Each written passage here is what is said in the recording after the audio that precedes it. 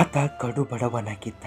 ವೃತ್ತಿಯಲ್ಲಿ ಟೈಲರ್ ಆಗಿದ್ದ ಆತ ತನ್ನ ಮಗಳನ್ನ ಉನ್ನತ ಸ್ಥಾನದಲ್ಲಿ ನೋಡಬೇಕೆಂಬ ಹಂಬಲಿಕೆಯಲ್ಲಿದ್ದ. ಅದೆಷ್ಟು ಜನರ ಬಟ್ಟೆ ಹೊಲಿದು ಮಾನ ಕಾಪಾಡೋ ಕೆಲಸ ಅವನದಾಗಿತ್ತು. ಆದರೆ ತನ್ನ ಮಗಳನ್ನ ಕೊನೆಯದಾಗಿ ನೋಡಿದ್ದು ಎಂತ ವಿಪರ್ಯಾಸ ನೋಡಿ. ಆಗಷ್ಟೇ ತನ್ನ ಮಗಳಿಗೆ ಕರೆ ಮಾಡಿ, ಮಗಳೇ ಊಟ ಆಯ್ತಾ, ಏನ್ ಮಾಡ್ತಾ ಇದ್ಯಾ ಅಂತ ಕೇಳಿದಾಗ ಮಗಳು ಆ ಕಡೆಯಿಂದ, ನಾನು ಆರಾಮಾಗಿದ್ದೇನೆ, ನೀನು ನಿಶ್ಚಿಂತೆಯಾಗಿರು ಎಂದು ಹೇಳಿ ಕರೆ ಕಟ್ ಮಾಡಿದ್ದಳು.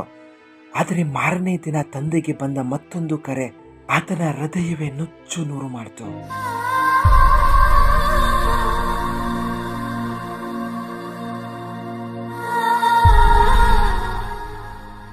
ಆಸ್ಪತ್ರೆಯ ಸಿಬ್ಬಂದಿಗಳು ಮೊದಲಿಗೆ ಆತನಿಗೆ ಕರೆ ಮಾಡಿ, ನಿಮ್ಮ ಮಗಳು ಆತ್ಮಹತ್ಯೆ ಮಾಡಿಕೊಂಡಿದ್ದಾಳೆ ಎನ್ನುತ್ತಾರೆ.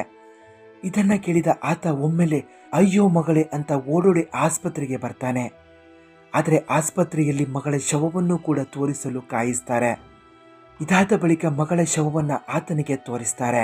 ಅದನ್ನ ಕಂಡ ಆತನಿಗೆ ಹೃದಯ ಬಡಿತವೇ ಒಮ್ಮೆಲೆ ನಿಂತಂತಾಯ್ತು.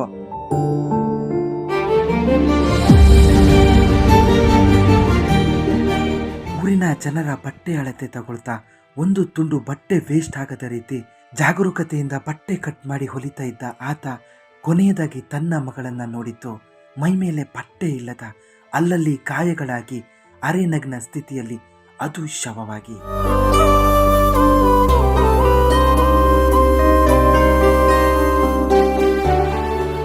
ಇದನ್ನ ಕಂಡ ಆತ ತನ್ನ ಮಗಳು ಆತ್ಮಹತ್ಯೆ ಮಾಡಿಕೊಂಡಿಲ್ಲ, ಇದು ಕೊಲೆ ಎಂದು ಆರೋಪ ಮಾಡ್ತಾನೆ. ಮೊದಲಿಗೆ ಆಕೆ ಆತ್ಮಹತ್ಯೆ ಮಾಡಿಕೊಂಡಿದ್ದಾಳೆ ಅನ್ನೋ ಸುಳ್ಳು ಸುದ್ದಿಯನ್ನ ಹಬ್ಬಿಸಿದ ಆಸ್ಪತ್ರೆ ಸಿಬ್ಬಂದಿ ನಂತರ ಕೊಲೆ ಅನ್ನೋದು ಯಾವಾಗ ಎಲ್ಲರಿಗೆ ತಿಳಿಯುತ್ತೋ ಅಲ್ಲಿ ಸಾಕ್ಷಿ ನಾಶ ಮಾಡೋ ಒಂದಷ್ಟು ಪ್ರಯತ್ನ ಕೂಡ ಆಯ್ತು. ಈ ನಡುವೆ ಆಕೆಯ ಮೇಲೆ ಸಾಮೂಹಿಕ ಅತ್ಯಾಚಾರ ಆಗಿದೆ ಅನ್ನೋ ಮಾತು ಕೂಡ ಕೇಳಿ ಬಂದಿತ್ತು. ಎಲ್ಲೆಡೆ ಪ್ರತಿಭಟನೆ ಜೋರಾಗಿತ್ತು. ಸಿಸಿಟಿವಿ ಆಧಾರದ ಮೇಲೆ ಓರ್ವ ವ್ಯಕ್ತಿಯನ್ನ ಬಂಧಿಸಿದ್ದು ಆತನೇ ಖುದ್ದಾಗಿ ತಾನೇ ಅತ್ಯಾಚಾರ ಮಾಡಿ ಕೊಲೆ ಮಾಡಿದ್ದೇನೆ, ಬೇಕಾದ್ರೆ ನನ್ನನ್ನ ಗಲ್ಲಿಗೇರಿಸಿ ಅಂತ ಅಸಡ್ಡೆಯಾಗಿ ಉತ್ತರಿಸಿದ್ದಾನೆ. ಇತ್ತ ಆಸ್ಪತ್ರೆಯ ಕಟ್ಟಡ ಕೆಲಸ ಅಂತ ಆಕೆ ಸತ್ತ ಸ್ಥಳದ ಗೋಡೆಯನ್ನ ಒಡೆಯುವ ಪ್ರಯತ್ನ ಕೂಡ ಆಗಿತ್ತು. ಆಸ್ಪತ್ರೆಯ ಮುಂದೆ ಶಾಂತಿಯುತ ಪ್ರತಿಭಟನೆ ನಡೆಸುತ್ತಿದ್ದ ಸಮಯದಲ್ಲಿ ಒಂದಷ್ಟು ಮಂದಿ ಗೂಂಡಗಳು ಆಸ್ಪತ್ರೆಗೆ ನುಗ್ಗಿ ಸಿಕ್ಕವರ ಮೇಲೆ ದಾಳಿ ಮಾಡಿ ಆಕೆ ಸತ್ತ ಜಾಗದಲ್ಲಿ ಇದ್ದ ಒಂದಷ್ಟು ಸಾಕ್ಷಿ ನಾಶ ಮಾಡೋ ಪ್ರಯತ್ನ ಆಗಿದೆ ಎನ್ನುವ ವರದಿ ಕೂಡ ಹರಿದಾಡಿತ್ತು.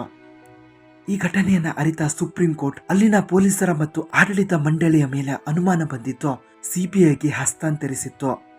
ಯುವತಿ ಮೇಲೆ ಅತ್ಯಾಚಾರ ಹಾಗೂ ಕೊಲೆ ಪ್ರಕರಣ ಸಂಭವಿಸಿ 15 ದಿನವಾದರೂ ಇನ್ನೂ ಕೂಡ ಆಕೆಗೆ ನ್ಯಾಯ ಸಿಕ್ಕಿಲ್ಲ ಅನ್ನೋದು ಬೇಸರದ ಸಂಗತಿ. ಅತ್ಯಾಚಾರಿಗಳಿಗೆ ಬೆಂಬಲಿಸುವ ಪ್ರಯತ್ನ ಆಗ್ತಿದ್ಯಾ ಅನ್ನುವ ಅನುಮಾನ ಕೂಡ ಬರ್ತಿದೆ.